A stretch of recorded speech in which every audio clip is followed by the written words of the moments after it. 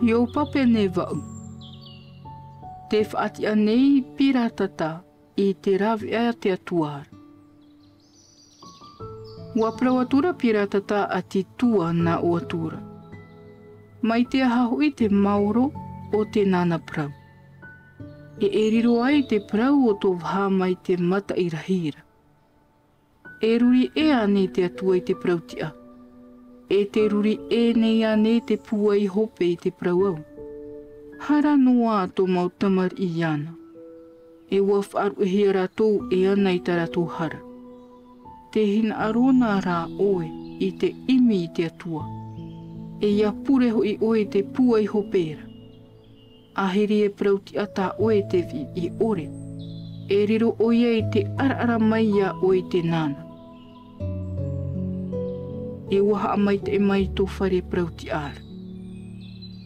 I te noa I hota oe te mata mua nei. E rahi roa rā tā oe hopea. E imi hoi oe te nana I te muta ai ho raui. E tō rātura whea me tua tā oe whaitoito I te imi atu. O tātou nei, inan hei neia, e aure ite.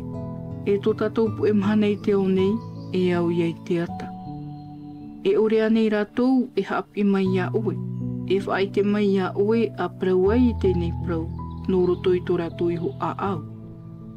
E tupu anei, te gima, e iha e vari. E rahi anei te ahei I te wahi pape ore. I te vai otor ara, aurei o otihia, o te mimi o e anaia. I te maura au atu ara. O ia atua te haere o te whea I haam o I te atua. E te ti aturir au te whea haawarera, e mouia. Mai te rira atua tōna ti aturir ai te whaorehia. E mai te whare o te tū tōna man or a. E ti aturi o iei tāna wharera, e ore rā e mau. E whaita e taho I o iei roto, e ore rā e waiho tai ata. Te ere tōna rau mai te vine I te wahi mahana.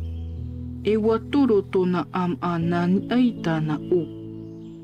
O te toro haere tōna ana piha e hoi te puea, te taere I te wahi o whaira.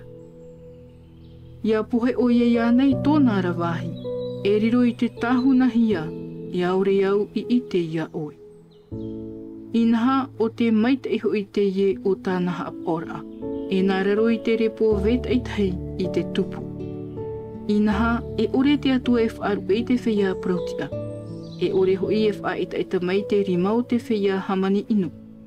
E wha I mai a o iei tō waha I te ata, e tō reo I te oa oa.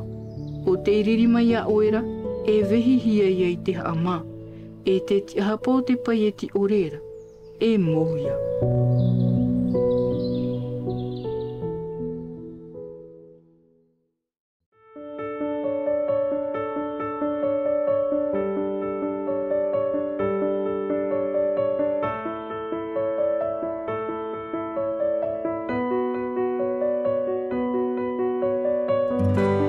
C'était votre lecture quotidienne de la Bible en langue tahitienne proposée par le Centre Média Adventiste, disponible en replay sur cma.adventiste.pf.